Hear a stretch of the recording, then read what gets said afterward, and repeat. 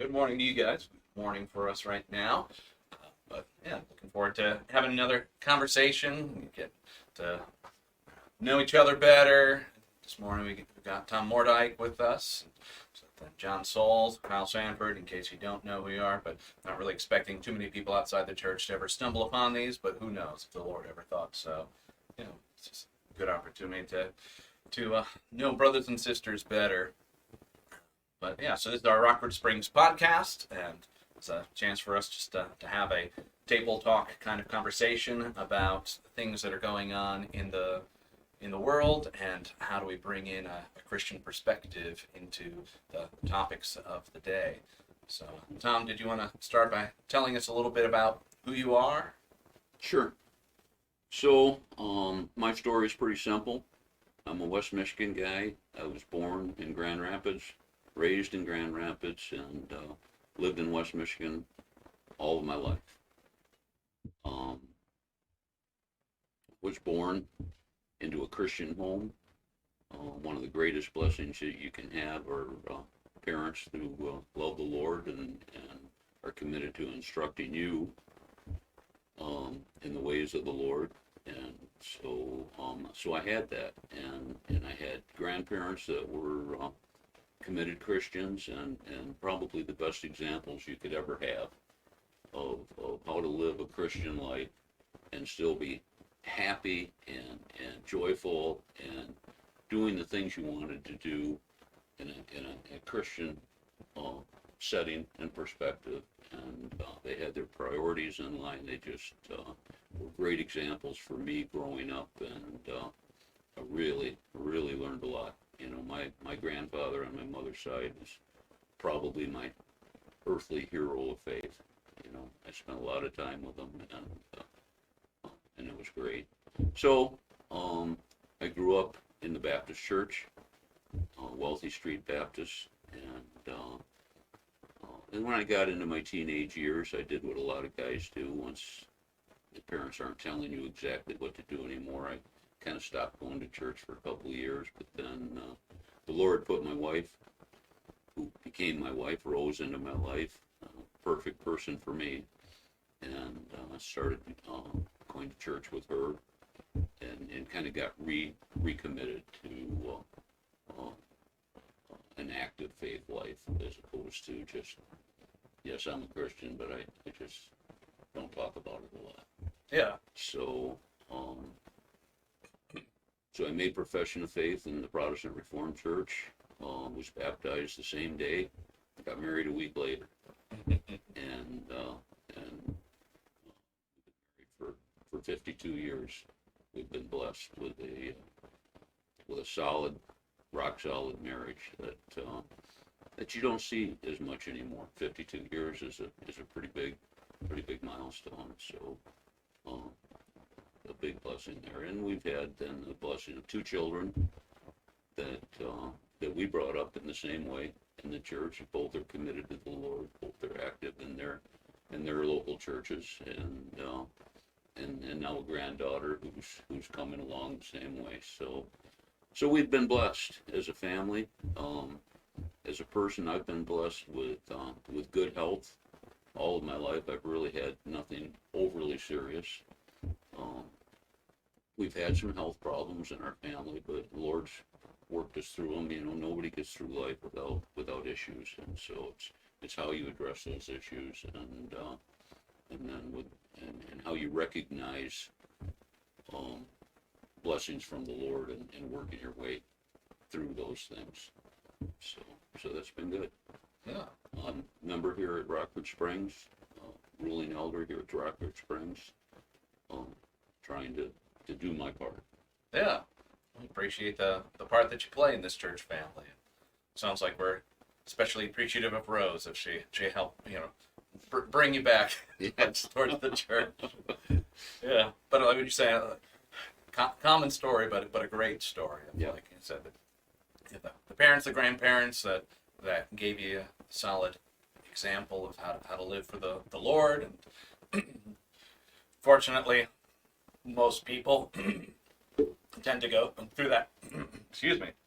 Most people tend to go through that phase of, when you get to start making your own life choices and you're trying to find your own path, and then the Lord showed you the best path is the one that you were first set on. That's right. Yeah. That's right. Oh, that's good. That's good. Thanks, Tom. Appreciate that. And John, what's our word for the day? Our word for the day is impute or imputation. I think it's a very theologically important word, and we talk about the righteousness of Christ imputed to us, our sins imputed to Christ, or Adam's sins imputed to us. These are very important categories. And so what it means, and I'll read the definition, I'll unpack it a little bit.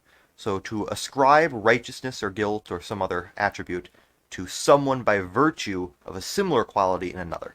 And so the meaning of that is, so for example, God sees Christ, he sees his righteousness, and then he ascribes, which is to say he counts it as belonging to us, the righteousness of Christ, when we come to him in faith.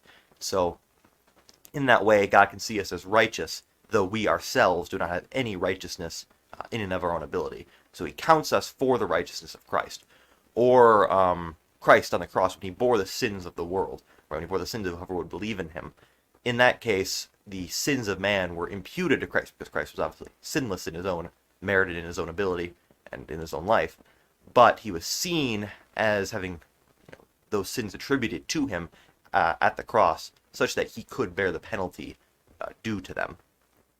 And so I think this is how we understand our hope. We don't think that God infuses righteousness into us, right? We don't think that he lets us live good, godly lives to the point that what we do in our lives is then counted for our salvation later on. We believe that God gives us his righteousness. He gives it to us as a gift of grace. And so properly understanding that is important, that we would recognize the graciousness and the love of God toward us. I appreciate that. I think one of the important distinctions that comes out of a word like impute, like you're saying, that it is counted to us as righteousness. So when you think of counting, imputation, or impute, think compute, computer, counting machine. But the fact that it's, as you were pointing out, it does not that we are now a righteous person in and of ourselves, because there are some versions of Christianity where they teach that because Jesus died, you've now been made righteous, so now you're able to do good things for your salvation. But that's a scary place to be, because if you don't do enough good things, but now you don't have an excuse. Right, because God's standard is perfection and holiness, right? And no man this side of heaven, other than Christ, and Adam before the fall, can keep the standard of God to his standard. And God's not going to lower the standard, right? In Exodus, he says, by no means like clearly guilty. And so, if it's just an infused righteousness of some sort, if it's just the ability to do more good things, well, we still can't reach the standard, right? It's a perfect standard.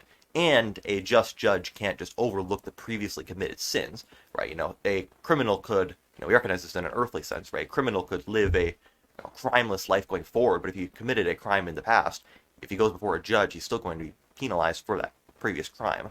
It's just going forward, righteousness is not sufficient when before a just judge.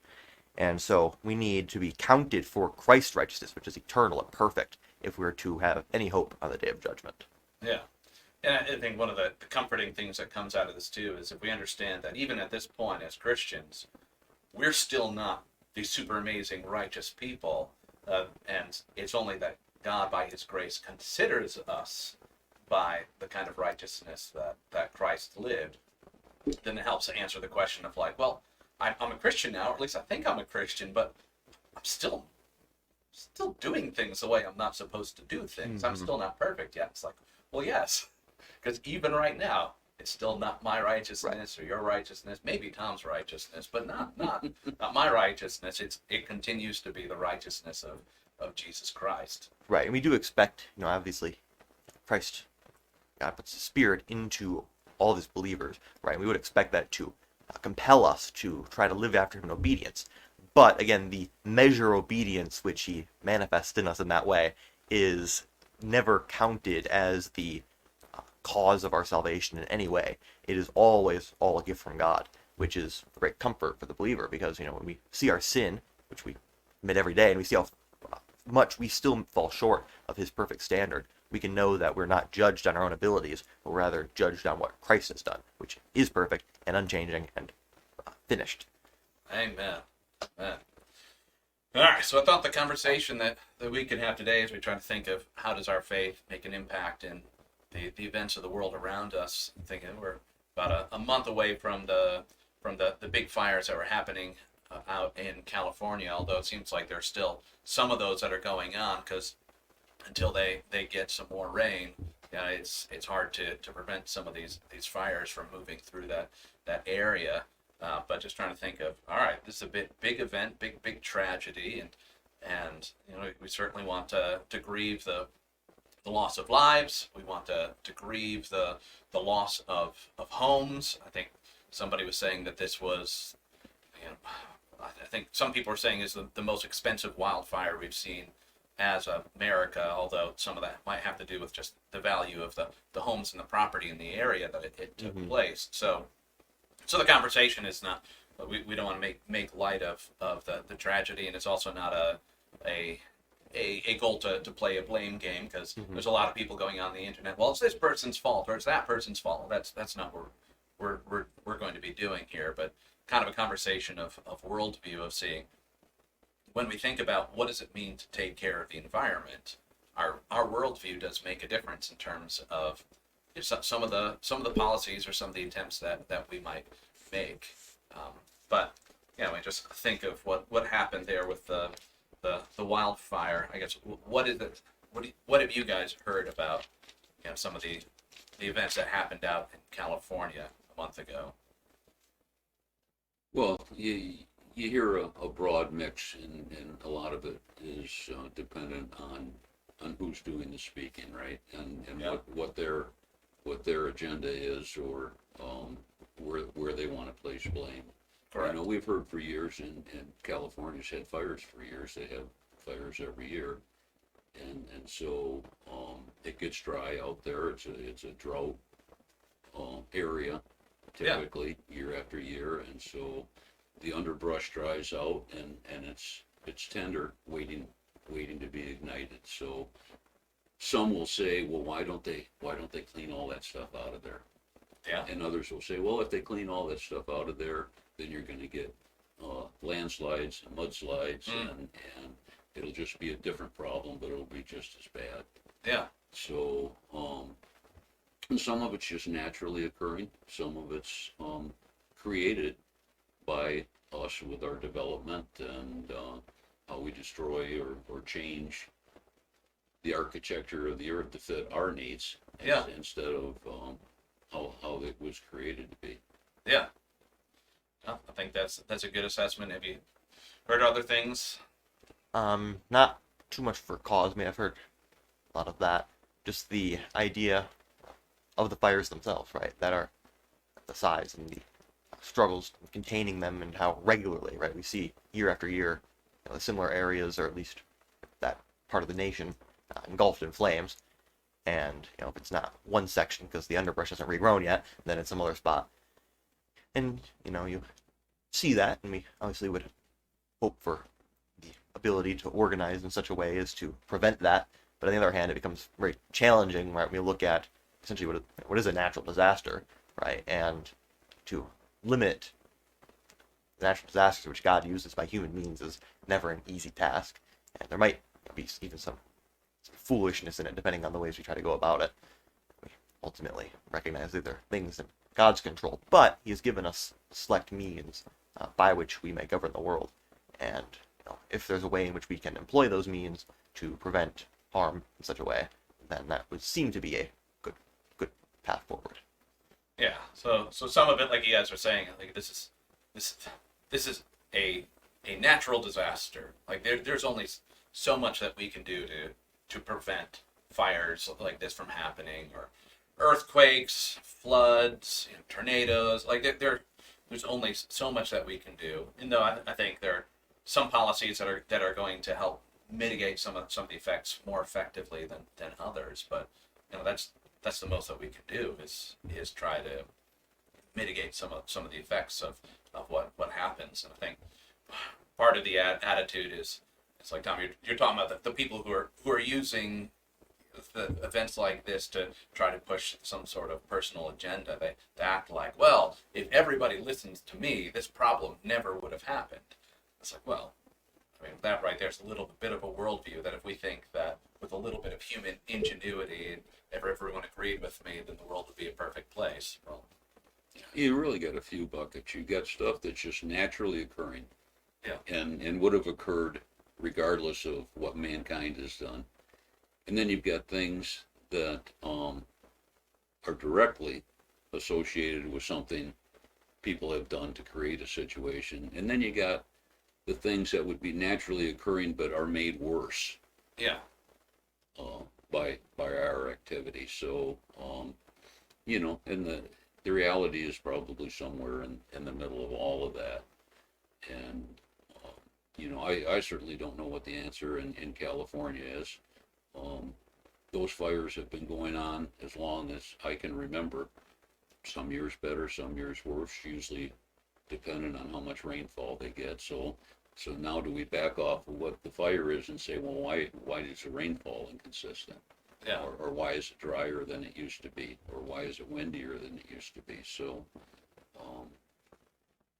Yeah, those well, are tough questions. yeah, well, those are tough questions, and like you're saying, like there are some seasons that there's going to be drier. Like this year was a dry year, and then like some years, like last year, I know that they had some record rainfall last year, and so it's just seasons come, seasons go, and well, some people might feel differently, but I don't think that we can control the weather, or at least Not so much. not to the extent that we can, pick the kind of weather that we want to have. But but I like that you're bringing up, like, all right, so why don't we just take care of some of the underbrush?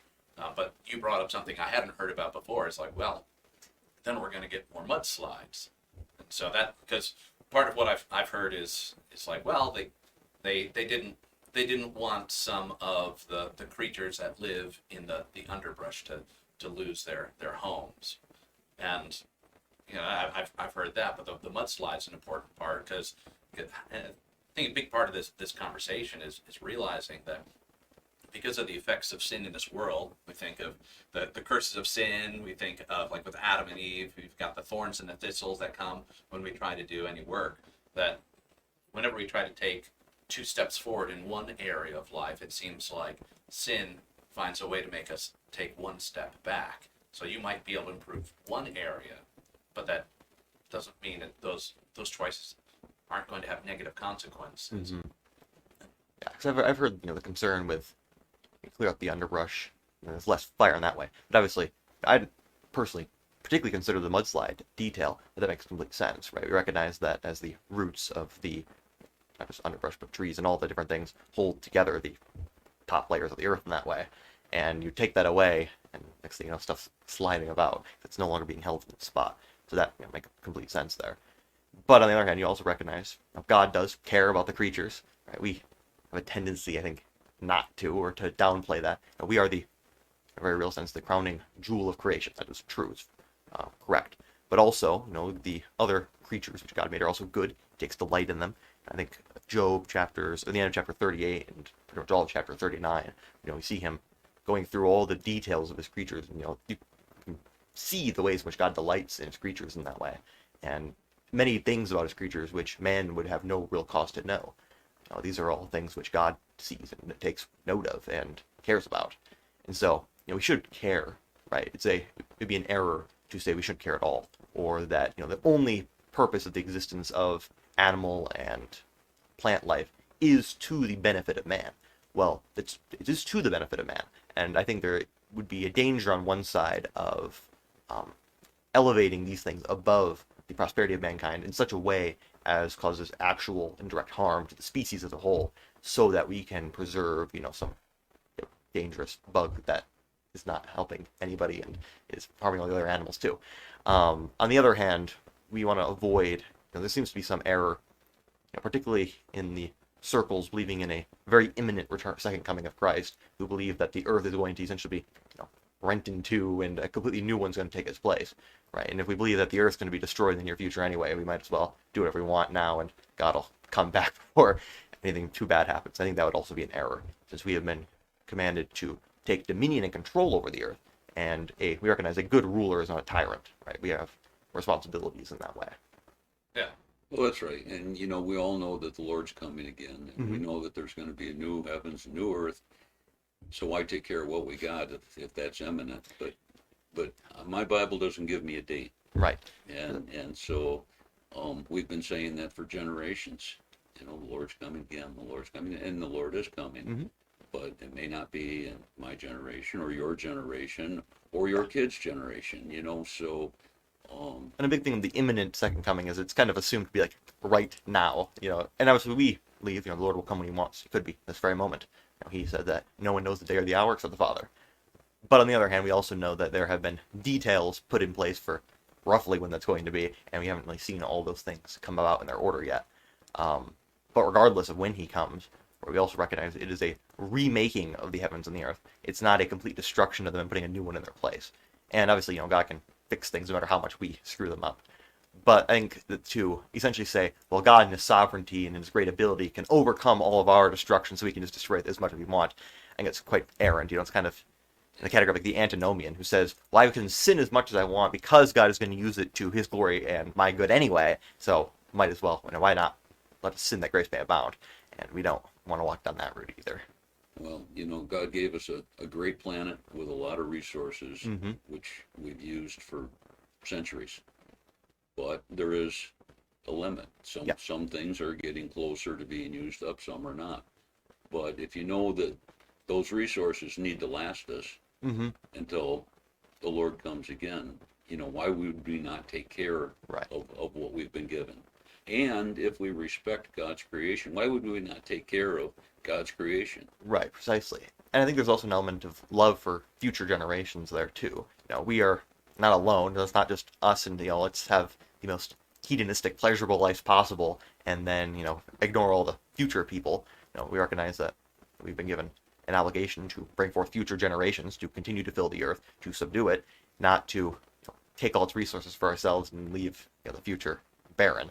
We want to take care, I suppose, in that area as well. Yeah, I'm gonna think of trying to care for creation, and like you're bringing up, if we completely wipe something out, well, now we're in big trouble. So let's take, for example, like hunting deer. So some people, because of their worldview, they think that we as humans we're just another kind of animal, and we have no right to kill any other animal. So some people would go so far as to say, you can't kill any deer whatsoever. Well, what have we seen in places where nobody culls the deer? Well, that they overpopulate, they run out of food, they starve. That's not good for the animals. Well, what happens if we go the other extreme, where we go, well, because God made me better than the animals, so I'm just going to shoot them all. Well, then you're going to have nothing left to. Well, I'll take that back. As guys, we can always find something to shoot, right? But there won't be more deer. Or if you overfish, then you run out of fish. So part of the caretaking is how are we doing our work of making use of the resources. We see God said to Noah, you can eat of the animals, but trying to find that right moderation where the animal life is going to thrive, because the more they thrive, the more we thrive when we manage it well. Yeah, very much. So I think one of the biblical principles that's important for this conversation is the idea of God giving dominion to Adam over the earth. So we see in Genesis 1 verse 28, it says, and God blessed them, and God said to them, be fruitful and multiply, and fill the earth, and subdue it, and have dominion over the fish of the sea, and over the birds of the heavens, and over everything that moves on the earth. So it's one of the questions, what does that mean for us to have dominion or to subdue the earth? Well, subdue means to take control. Subdue means to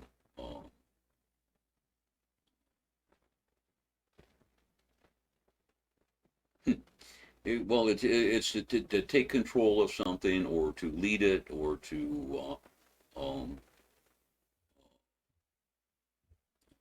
yeah, control is the best word I can come up with. Yeah, I like control as well. I think, to lead it, to shape it too. I think that's kind of the idea there, and that kind of moves into the dominion element, right? If we are, it points to like its rulership language. We rule over the earth in this way, but we recognize we're ruling over it in God's stead. He is the ultimate ruler, and we are the under rulers. And so, if we are ruling it in God's place, that means that we don't have the right to do whatever we will, because again, we recognize that the good king, or like the good president, right, the good political ruler, he uses his position for the good of those under his control. And that is how we would define a good ruler, particularly in the more modern era. And so, if we are to rule the earth, right, we ought to use that position to the good and the well-being of the earth in a significant sense. Obviously, we want to avoid anthropomorphizing the earth too much. It leads to a lot of errors. But we want to show that love to God in that we care for his creation, we care for his creatures. And of course, again, there's so many errors on the other side which we also want to avoid. But So hear that language of dominion or to subdue. It's like I'm kind of a more libertarian-minded person when it comes to like how we as people relate to each other. But I hear those words, and my instinct is like those are bad words. So it's like we might think of control, like like we're going to be tyrants of creation, and that's where it's like I think there are ways that we can be tyrants of creation where I think there is pollution that is evil for us to do, damaging. We can wipe out entire ecologies. But on the other hand, if we go the other extreme where humanity, we're just a different kind of animal, and some people even would say we're an invasive species, then they say nature is best when we just let it do whatever it wants to do. And it's like, well, I don't think that's necessarily what's best for the world. One is we're commanded to bring control, to give purpose and order to the world. But on the other hand, it's like if we don't get involved in nature, wildfires were very common, before we got around. And so the question is how do we, like in the case of like the California wildfires, there's, it seems like there was conflicting ideologies of what is going to be the best care. How do we prevent wildfires without bringing too many mudslides? Or one of the other conversations was like, why were not all the reservoirs filled up so they had water to put out fires? Well, it's because there's because the river there goes into the ocean. If there's not enough water coming down, then the salt water comes back up. The fish, like the smelt that need to go to the bottom for them to lay their eggs, they won't be able to do that. They'll end up dying out. The water brines. So just see, it's like there are these massive implications of all these different choices. And if you do nothing, there's one set of problems. If you become a tyrant over creation, you can create another set of problems. But to understand that wisdom wasn't meant to control in a way that's honoring to God. Yeah, I think a difference of being a tyrant is managing. Managing might be another word instead of control. I think God calls us to manage the earth, to subdue the earth, to manage what he's given us. And because of sin, we've done a poor job of managing in a lot of cases. Not in all cases. We've done some earthly sense good things, but we've made some mistakes. We've solved one problem and created a larger problem, and we continue to do that. And it's a lot of it's sin. It's politics. It's personal agendas. What's good for me, where I live right now, regardless of how it might affect somebody else. We look at the deer population in West Michigan. If we don't hunt them, they'll get hit by cars. Yeah. It's 51,000 car deer accidents in Michigan last year. Yeah. It's overpopulation. Yep. And, but yet hunter numbers are down. There used to be 800,000 deer hunters, deer licenses sold in Michigan every year. This year was less than 400,000. Yeah. So some of that's a generational thing where, the dads aren't bringing the boys and all that. And the kids aren't interested in that sort of thing anymore. They'd rather do some of the other things that teenagers do now, whether it's play video games or whatever they're doing, but hunting isn't number one Yeah. on their list. So rather than hunting real deer, they want to hunt fake people on the internet. And there you go. There you go. But so some of it's a cultural shift, I think, that some of the hunting, fishing, outdoorsy stuff is kind of fading, and some other opportunities are taking hold. And I can't argue with that, but it has to. Then you have to take a different look at how are we managing the wildlife, because the worst thing you can have is deer laying all over starving to death because Right. there's not enough food, there's too many, or all of the car deer accidents. It's just too many deer. Yeah, that's where. So how do we manage that, or how does our government manage that? Yeah, and that's where it the rubber meets the road, and how our worldview starts coming to play at things. And at that point, there's not a perfect solution that I think that if we just do this all the time, it'll always work. But at least if we take some of the biblical principles, it helps us to avoid going to one extreme or the other. Because if we completely destroy an ecosystem, then we're not actually being stewards. We're not being caretakers of the earth. But Well, God created a natural order in things. He created things to work a certain way, and every time man sticks his nose in there and tries to adjust that, something goes wrong, right? And Yeah. so you hear people refer to Mother Nature. Well, nature, in my mind, are the set of laws or rules or scientific principles that God put in place for the earth to exist. yeah, And so you can call that nature, but then you put this Mother Nature in front of it, then it's a whole different entity apart from God, right? Yeah. So now it's whoever this mother is, Mother Nature controlling gravity and photosynthesis and all the things that make the earth work, and giving God no credit for it. yeah. And that's where we really fall off the ledge, right? Yeah, well, you said whenever we as people stick our noses into things, and it's like we were talking a little before we started the cameras, generalities. I think I know what you're saying, and I agree with you. But this is where I'd also say it's like, well, I think with the idea of bringing dominion or subduing the earth, I think part of it is that we're supposed to stick our noses into it a little bit to help and guide things, but it's that. But I think it's often going to be more of a gentle hand than a heavy hand. But I guess part of the distinction that comes out is like you talk about some people who talk about Mother Earth, and so it makes Earth or nature around us, it elevates that above us, as if we are less valuable than the plants and the trees, the animals. But then you also brought up the language, biblical language, like we've been kind of made a crowning achievement of God's creation. So like is there a distinction between people and animals? What would you say, John? Of course, there's a huge distinction. Man bears the image of God, a sense which no animal does. And I think we recognize that we have an obligation to our families and even ourselves and our communities and other people more in a distinct way than we have an obligation to care for the earth. I think caring for the earth is ultimately the duty. It's a vocation, it's a job which we've been given, which we ought to perform. But our first and overarching duty, as part of the grand duty of serving God and glorifying Him, is to care for our families first. I think caring for other humans must also necessarily be about caring for animals. I've heard some people like to say, well, if there's a person drowning or dog drowning, I'd save the dog. I think that's ridiculous. It doesn't matter whose dog it is, no matter what person it is, the human life is worth more than the animal's life is.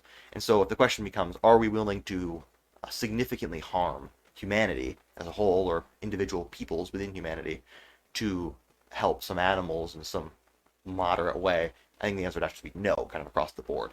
However, we can always imagine a situation where you can harm you can destroy the environment for some temporary economic growth or something, which I think is a little bit different, because that's not strictly necessary, right? It's something we want. It's to feed our gluttony, essentially, more than it has to do with caring for, ourselves and our neighbor. And so I think, where we have to decide, right, a general principle should always be humanity first. Humanity needs to be a higher priority than the animals and the plants. However, I think that there is very much a place for caring for the plants and the animals, and humanity first does not mean that whatever we think will be most pleasant to us in the short term should take priority over the well-being of all the rest of creation. I think there's a wise balance somewhere in the middle. And obviously, I don't have any degrees in the stuff. I've not studied it intensely, right? And I don't need a degree in it to know about it. But it's hard to recommend, obviously, individual particular policies, right, without the background in the fields. But I think when it comes to the general approach, the Bible provides, I think, a very robust understanding of how we ought to view man, view creation, and kind of view them in relation to each other. Yeah. That's good. I appreciate that. So I think we solved the problems, right? So no more natural disasters, or it's just that recognizing that that God is the mover of the world. There are things that are greater than us. Until Jesus comes back and he takes care of all the consequences of sin, takes care of all the thorns and the thistles. Like, there are going to be tragedies in this world. We want to lament those. You want to add something there? No, I was just agreeing with you that some of these things are going to happen, and as we said before, some of them are naturally occurring, will always occur. Volcanoes erupting. Well, we're not really causing that. I don't think. I've never heard that. Not that I know of. But maybe then some Bond villain out there. But then you look at some of the shots of some of the large cities, and the haze over the large cities, which are purely pollutants, or you look at some of the big industrial areas of China where people can barely breathe because the air is so heavy and so bad, and we're absolutely causing that. Yeah. So so it's just understanding that, like, there are extremes. We can run too far in one direction, run too far in the other, and I think that the principles that the Bible sets out of we have a responsibility to care for creation, but that we've also been made, the crowning achievement of creation. These principles, I think, help guide us in the right direction. And we can just pray that as individuals, as communities, and with governments around us, that if they can hold these principles in mind, that even though we won't be able to prevent every disaster, that hopefully we can stop making ones that are unnatural disasters. But even the small stuff that's not necessarily disasters, you can talk about what you do with your trash. Do you burn it? Great smoke. Yeah. Do you throw it in the trash can and have it hauled away to a landfill, which sooner or later we're going to have landfills everywhere. Do you recycle it? And what happens to recycles? Do they really get recycled, or do they go somewhere else? I can't control that, but what I can control is what I do. Yeah. And so I believe in recycling. So what somebody downstream from me does with it, I can't control, but I know that I have done my share, or my family has done my share. Yeah. I cannot throw trash out the window of my car as I'm going down the road. Thank you. So I think if everybody just took that attitude and said, I'm going to do what I can do, we'd be a lot better off. If we all took dominion of the space that God gave to us, not wait for somebody else to solve the problem, but if we all are participants in this good work, it's like not everything's going to be solved until Jesus comes back, but I think things will be better off because of those efforts. Yeah. Yeah. Well, thanks for the time. Let me close with prayer. So, Lord, we do just look to you and recognize you created the world, and when you created it was good and it was beautiful, and we still see your goodness and your beauty in nature. And we lament the ways that we have not treated the way that we should, whether it be from our overbearing over creation, or whether it be through our negligence in our care for creation. Help us to avoid those extremes, And let's look to the day when your Son, Jesus Christ, comes back and heals not just our souls, but this world as well. We look forward to that day. We pray this in Jesus' name. Amen.